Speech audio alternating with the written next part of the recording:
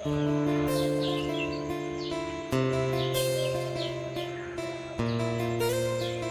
সকাল, কেমন আছে সবাই? কেমন আছেন? আশা করি সবাই অনেক ভালো আছেন, সুস্থ আছেন। আর গলার ভয়েসটা একটু অন্যরকম লাগতে পারে, কারণ গলাটা বসে গেছে সর্দিতে। কাল সারাদিন সর্দি, গলা ব্যথা, মাথা ব্যথা ছিল, তো রাতের দিকে গলাটা বসে গিয়েছিল। তার সাথে সাথে শুভরও দেখি গলা বসে গেছে। ও দুদিন ধরে মামা বাড়িতে ছিল, তো কালকে ওর বাবা রাত্রে 8:30টার দিকে গিয়ে নিয়ে এসেছে। আজ হয়তো আবারও চলে যাবে, কারণ আজ হলো 5ই সেপ্টেম্বর। মানে আমার বাবার বাড়ির ওইখানে একটা বড় মাঠ রয়েছে, সেখানে ফুটবল খেলা হয়, মানে খুব কাছেই। সেটার জন্যই গিয়েছিল যেহেতু। তো কালকে রাতে আমাদের ভালো লাগছিল না, সে কারণে ওর বাবা গিয়ে নিয়ে আসে। আজ আবার হয়তো আমার বাবার মানে ওর দাদুর ডিউটি ছুটি হবে প্রায় 7টার দিকে। কালকে নাইট ডিউটি ছিল 10টা থেকে, তখন এসে হয়তো নিয়ে যাবে। দেখি ও সকালবেলা উঠে ওর গলাটা কতটা কি ঠিক হয়েছে। যদি ঠিক থাকে তাহলে হয়তো ওকে যেতে দেবো, নাহলে আজকে আর যেতে দেবো না। তো চলুন, ওদিকে আমি লেট হয়ে যাবে, 6টা বেজে গেছে।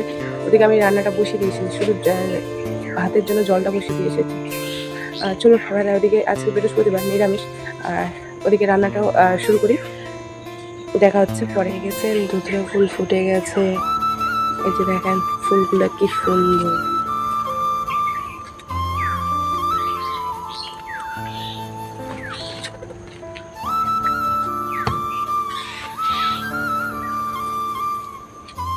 আমি যখন প্রথম এখানে এসেছিলাম, মানে প্রথম বাড়িটা আমরা করেছিলাম, তখন উঠোনের অবস্থা যা পাথর টাথর, একটাও গাছপালা কিছু ছিল না। কিন্তু এখন দেখো, লাউ গাছ, কুমড়ো গাছ, নিম গাছ, আম গাছ, সব কিছু হয়ে গেছে। ধীরে ধীরে আরও সুন্দর করার চেষ্টা করবো। আর এদিকে নীলকণ্ঠ ফুলের গাছ।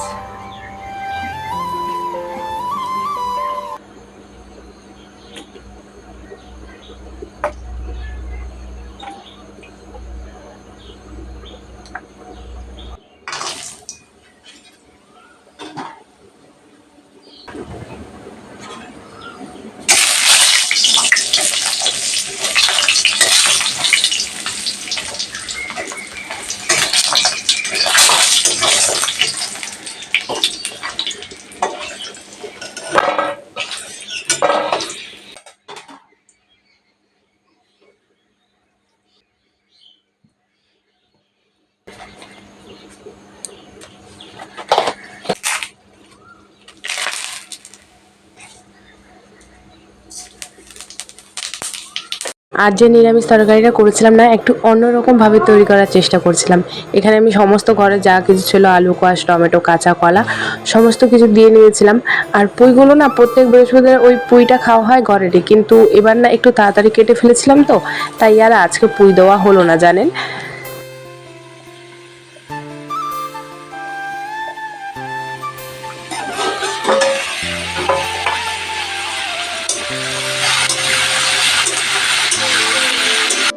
ভালোই সকালবেলাটা নিরামিষ তরকারি করেছিলাম, মানে সেটাই খাবো বলেছিলাম। তারপরে 10টা নাগাদ এক কাকু, মানে আমার বাবার বন্ধু, তার মানে কাকিমাটা আসে, তাদের পুকুরে মাছ তোলা হয়েছিল, তো সেই মাছটা দিতে বাবাকে নাকি 10টার সময় আসতে বলেছিল। তো বাবা আর আসে নাই, তখন আমাকেই দিয়ে দিয়েছিল। তো তারপরে সেটা কী করবো, বাবাকে ফোন করে বললাম, তো বাবা নিতে এসেছিলো মাছগুলো। তারপর বাবা আবার কিছুটা আমাকে দিয়ে গেলো। আমি বললাম যে না থাক, আজকে বৃহস্পতিবার। বাবা বললো জোর জবরদস্তি করে যে রাত্রেবেলা খেয়ে নিবি বা কালকে খেয়ে নিবি, সেটা নেই। এই যে ধরা বা বৃহস্পতিবার সারাদিন নিরামিষ থেকে তারপর যদি মাছ ধরি, কীরকমই একটা লাগে, তাই না? তারপর কিছু করারই ছিল না, মানে বাবা যেহেতু বলেছে নিতেই হবে আর কি। তো চলুন, এদিকে আমার হাজার শরীর অসুস্থ হলেও এদিকে তো বাচ্চার যত্ন নিতেই হবে। ওকে খাওয়া টাওয়া দিয়ে আমরা বেশ কিছুক্ষণের মতন শুয়েছিলাম। আবারও শরীরটা যেহেতু দুজনেরই খারাপ, তারপরে ওর মামা এসে, শুভর মামা এসে শুভকে নিয়ে যায়, কারণ শুভর শরীরটা একটু সুস্থ হলেও আমি আর হতে পারিনি। তার মধ্যে ওখানে খেলা ছিল, আগে তো আপনাদেরকে বললাম, তাই নিয়ে গেছিলো। ওরা আমার শরীর খারাপের ব্যাপারটা জানে না। তার মধ্যে এই যে দেখুন, যতই কাজ নাই, যখন ইচ্ছে করবে না, তখনই আবার বেশি করে কাজ বাড়বে।